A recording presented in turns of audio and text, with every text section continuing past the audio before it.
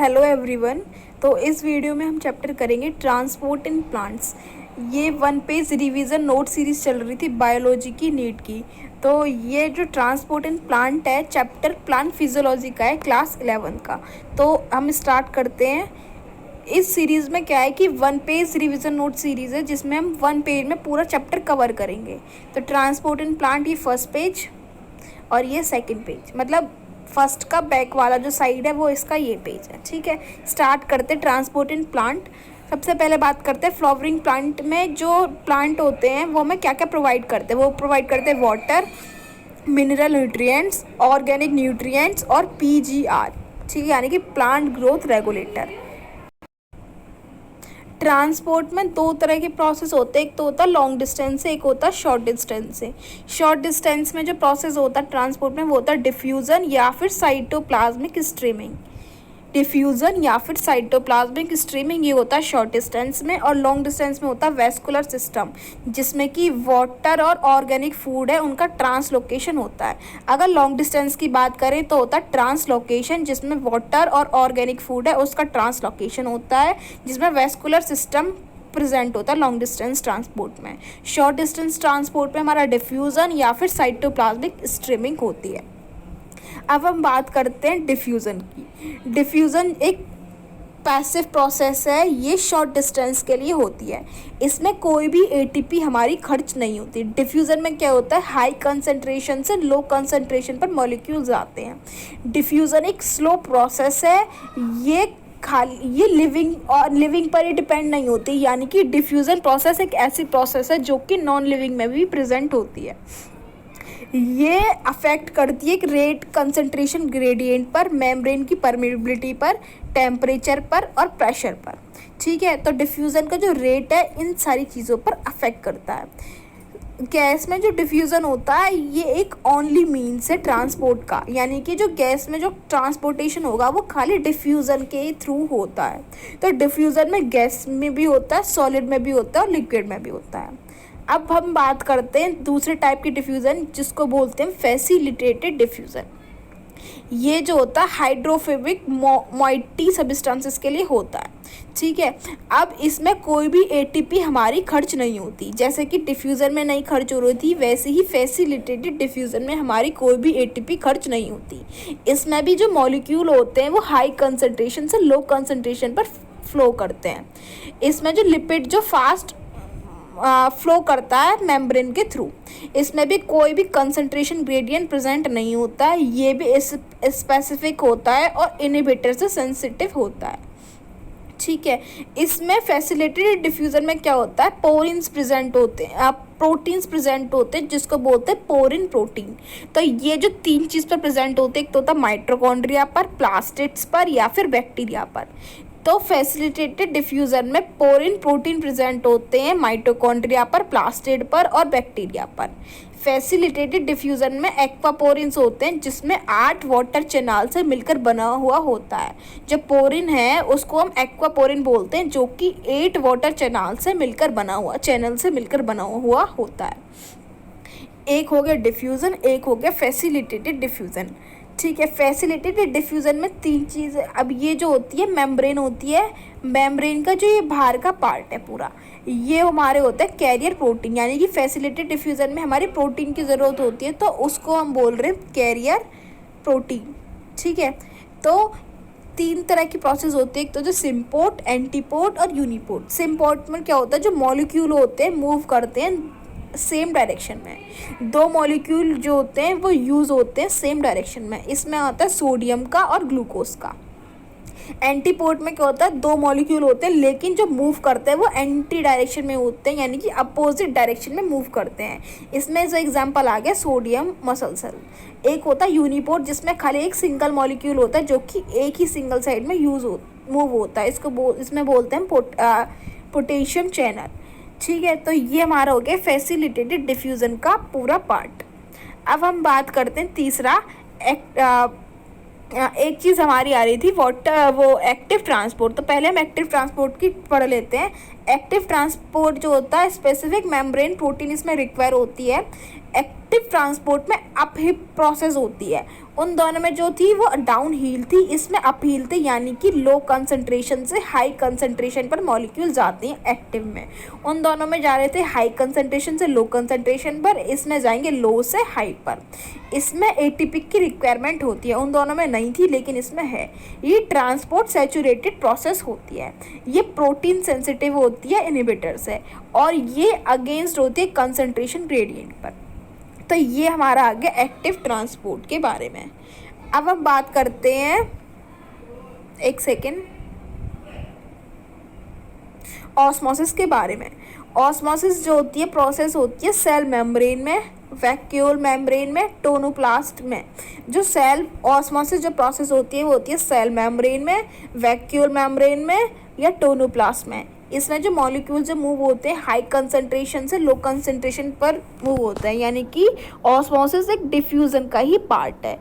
इसमें क्या होता है, हाई कंसंट्रेशन से लो कंसंट्रेशन पर मॉलिक्यूल मूव होते हैं, लेकिन इनके बीच में एक मेम्ब्रेन प्रेजेंट होती है जिसको बोलते हैं सेमी परमेबल मेम्ब्रेन, यानी कि जो मेन मॉलिक्यूल्स जो आयंस वगैरह प्रेजेंट होते हैं उन्हीं को ही परमेबल करता है ये अपने से पास कराने के लिए। ये इसमें सॉल्यूट की कंसंट्रेशन ज़्यादा होती है और प्रेशर भी ज़्यादा रिक्वायरमेंट होती है, ताकि जो वाटर का मॉलिक्यूल है वो प्रिवेंट करे डिफ्यूजन से। ऑस्मोसिस में जो ऑस्मोटिक प्रेशर होता है उसको पॉजिटिव प्रेशर बोलते हैं, और ऑस्मोटिक पोटेंशियल जो होता है वो नेगेटिव प्रेशर होता है। ठीक है, अब हम चलते हैं वाटर पोटेंशियल। वाटर पोटेंशियल को डिनोट करते हैं साई डब्ल्यू से। वाटर की कंसंट्रेशन ज़्यादा होना या काइनेटिक एनर्जी ज़्यादा होना, तो अगर वाटर की कंसंट्रेशन ज़्यादा हो जाए या काइनेटिक एनर्जी ज़्यादा हो जाए तो वहाँ पर वाटर पोटेंशियल जो होता है इंक्रीज होने लगता है। प्योर वाटर का जो वाटर पोटेंशियल होता है वो होता है हमारा 0। अगर सॉल्यूशन है लो वाटर पोटेंशियल देन प्योर, अगर जो जितने भी सारे सॉल्यूशन होते हैं ना उनका वाटर पोटेंशियल लो होता है प्योर वाटर पोटेंशियल से, क्योंकि मतलब कि प्योर वाटर का पोटेंशियल है 0, तो सारे सॉल्यूशन का जो वाटर पोटेंशियल होगा 0 से कम होगा, यानी कि सारे जो वाटर पोटेंशियल है वो होंगे हमारे नेगेटिव। सॉल्यूट जो पोटेंशियल है वो हमेशा नेगेटिव होता है, प्रेशर पोटेंशियल हमेशा पॉजिटिव होता है, यानी कि एटमॉस्फेरिक प्रेशर पर वाटर पोटेंशियल और सॉलिड पोटेंशियल इक्वल होते हैं, क्योंकि दोनों ही नेगेटिव होते हैं, और एटमॉस्फेरिक प्रेशर अप्लाइड हो रहा हो तो दोनों के दोनों इक्वल हो जाते हैं। प्रेशर पोटेंशियल वो हमेशा ज़्यादा होता है एटमॉस्फेरिक प्रेशर से।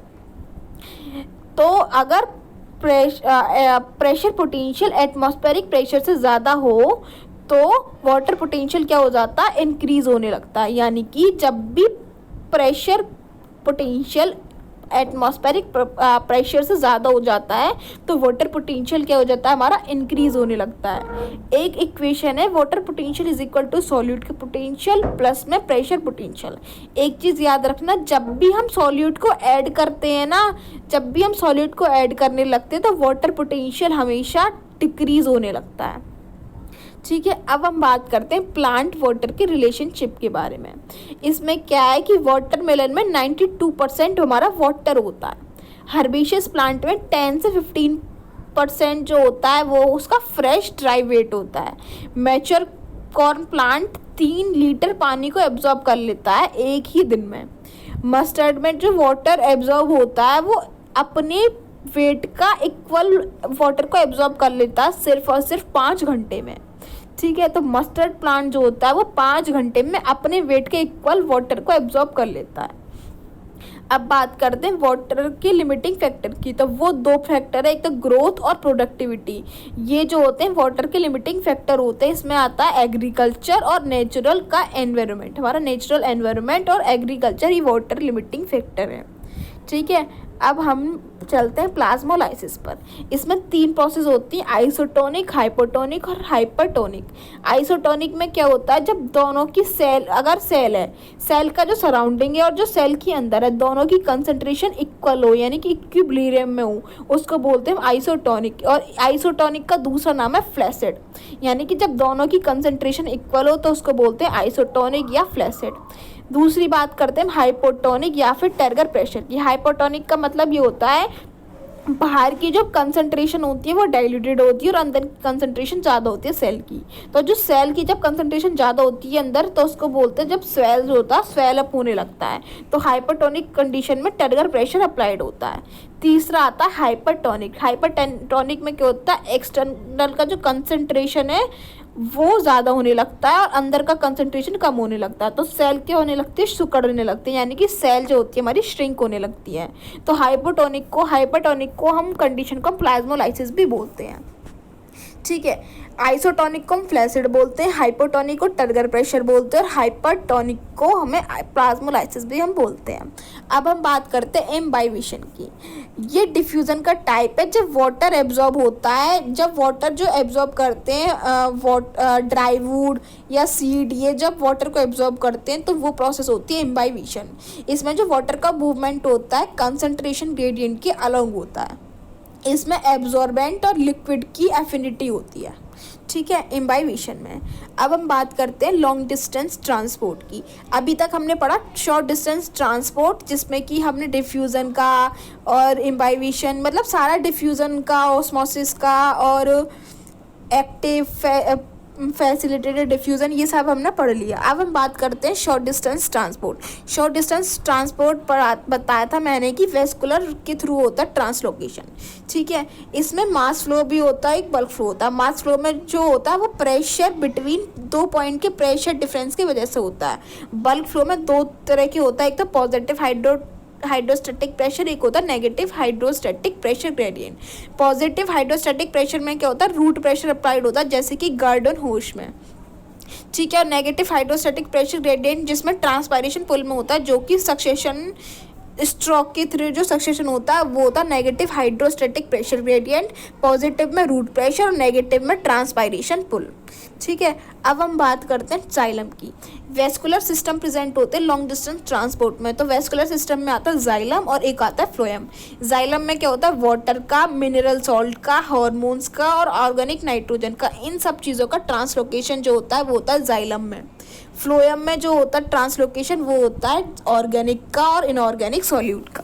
जाइलम में होता है वाटर का, मिनरल सॉल्ट का, हार्मोन्स का, ऑर्गेनिक नाइट्रोजन का, और फ्लोएम में होता है ऑर्गेनिक और इनऑर्गेनिक सॉल्यूट का। ठीक है, इसमें 2 तरह के पाथवे होते हैं, एक एपोप्लास्ट, एक सिम्प्लास्ट। एपोप्लास्ट पाथवे जो होता है वो एडजेसेंट सेल वॉल की एडजेसेंट में होता है, जैसे कि सेल है तो इसकी सेल वॉल में ही होता रहेगा, सिर्फ कैस्पेरियन स्ट्रिप को छोड़कर। कैस्पेरियन जो स्ट्रिप होती है वो एंडोडर्मिस की बनी हुई होती है। ठीक है, अब ड्यू टू एडहेसिव और कोहेसिव प्रॉपर्टी, इसकी वजह से एपोप्लास्ट मूवमेंट होता है। एडेसिव और कोहेसिव प्रॉपर्टी की, वाटर की प्रॉपर्टी की वजह से एपोप्लास्ट मूवमेंट होता है। अब हम बात करते हैं सिम्प्लास्ट। सिम्प्लास्ट जो होता है इंटरकनेक्टेड प्रोटोप्लास्ट होता है। ठीक है, इसमें साइटोप्लाज्मिक स्ट्रैंड थ्रू प्लाज्मोडेस्माटा है। इसमें जो मूवमेंट होता है वो स्लोअर होता है और ये हाइड्रिला की लीफ में ज़्यादा पाया जाता है, यानी कि एपोप्लास्ट जो होता है एडजेसेंट सेल वॉल में होता है, जो सिम्प्लास्ट होता है वो प्रोटोप्लास्ट के इंटरकनेक्शन में होता है। अब इनर बाउंड्री ऑफ कॉर्टेक्स की जो इनर बाउंड्री है उसको बोलते हैं एंडोडर्मिस, जो कि वाटर के लिए इम्परवियस होती है। It's a band of suberised matrix called Casparian strip, और इसमें जो कैस्पेरियन स्ट्रिप होती है वो सुबराइज्ड मैट्रिक्स का एक बैंड होता है। ठीक है, अब हम बात करते हैं माइकोराइजा। माइकोराइजा जो होती है फंगाई के साथ सिम्बायोटिक एसोसिएशन बनाती है। फंगी और जो रूट ऑफ हायर प्लांट्स हैं उनका एसोसिएशन होता है, उसको बोलते हैं माइकोराइजा। ये मेनली होता है पाइनस में या प्लांट सीड में। इसमें जो sugar root of higher plant provide करता है फंगाई को शुगर और नाइट्रोजन कंटेनिंग कंपाउंड, और जो फंजाई जो प्रोवाइड करती है वाटर और मिनरल प्रोवाइड करती है, यानी कि दोनों एक दूसरे की हेल्प करते हैं तो सिम्बायोटिक एसोसिएशन हो जाता है, तो उसको हम बोलते हैं माइकोराइजा। जो मेनली जो देखा जाता है वो पाइनस के प्लांट सीड में देखा जाता है। अब हम बात करते हैं प्रोसेस गटेशन। गटेशन जो प्रोसेस है वो नाइट में या अर्ली मॉर्निंग में देखा जाता है। इसमें क्या होता है, इवोपरेशन कम होने लगती है, यानी कि एक्सेस वाटर हमारा निकलने लगता है, जैसे ग्रास ब्लेड्स में या हर्बेशियस प्लांट में। जैसे आपने देखा होगा कि सुबह के टाइम जो प्लांट होते हैं थोड़े से गीले से होते हैं, यानी नमी सी होती है, ओस हो या कैसे भी, तो उसी प्रोसेस को हम बोलते हैं गटेशन, यानी कि इवोपरेशन जो होता है हमारा कम होने लगता है, वाटर का एक्सेसिव लॉस होने लगता है। ठीक है, इसमें ये जो टेस्ट किया गया था कोबाल्ट क्लोराइड के पेपर से किया गया था, जो कि पिंक कलर के डॉट में टर्न हो गया था। अगर वाटर का एब्जॉर्ब होने लगा कोबाल्ट क्लोराइड पेपर में, तो वो जो पेपर है वो पिंक कलर के डॉट्स में चेंज हो गया था। अब हम बात करते हैं ट्रांसपायरेशन की। 1% से कम जो होता है वाटर का फोटोसिंथेसिस होता है, ठीक है। मतलब फोटोसिंथेसिस में जो वाटर होता है वो 1% से कम यूज़ होता है। जितना प्लांट हमारा वाटर ऑक्यूपाई करता है उसका जो 1% से भी कम जो होता है वो फोटोसिंथेसिस के लिए यूज़ होता है, ठीक है। डाइकोट में जो प्लांट होते हैं उसके जो लोअर सरफेस पर ज़्यादा नंबर में स्टोमेटा प्रेजेंट होते हैं। मोनोकोट में जो प्रेजेंट होते हैं वो दोनों साइड में इक्वल होते हैं। डाइकोट प्लांट में नीचे की तरफ ज़्यादा स्टोमेटा होते हैं, लेकिन मोनोकोट में जो होते हैं वो इक्वल होते हैं। मोनोकोट में एक्सटर्नल और इंटरनल फैक्टर दोनों फैक्टर डिपेंड करते हैं। एक्सटर्नल फैक्टर में जैसे कि टेम्परेचर बढ़ जाना, एक्सटर्नल फैक्टर में जैसे कि टेम्परेचर बढ़ जाना, लाइट का बढ़ जाना, ह्यूमिडिटी कम हो जाने लगती है और विंड स्पीड भी बढ़ जाने लगती है। ये हमारे होते हैं एक्सटर्नल फैक्टर, जो कि 4 हैं। इंटरनल फैक्टर में number, distribution of stomata, water का स्टेटस या कैनोकोपी स्ट्रक्चर की, ये सारे के सारे हमारे होते हैं इंटरनल फैक्टर। जो सेलुलोज के जो मायोफिब्रिल्स है ना वो रेडली अरेंज्ड होते हैं। तो ये वाला हमारा एक PYQ है कि जो सेलुलोज है उसके जो मायोफिब्रिल्स होते हैं वो कैसे ओरिएंटेड होते हैं। तो वो जो ओरिएंटेड होते हैं वो रेडली ओरिएंटेड होते हैं, ठीक है। अब हम बात करते हैं कैपिलरिटी और टेंसाइल स्ट्रेंथ की। कैपिलरिटी में क्या होता है, जो थिन ट्यूब होती है ना प्लांट की, वो क्या करती है, वाटर को राइज अप करने लगती है। तो ability to rise up in a thin tube, इसको बोलते हैं कैपिलरिटी।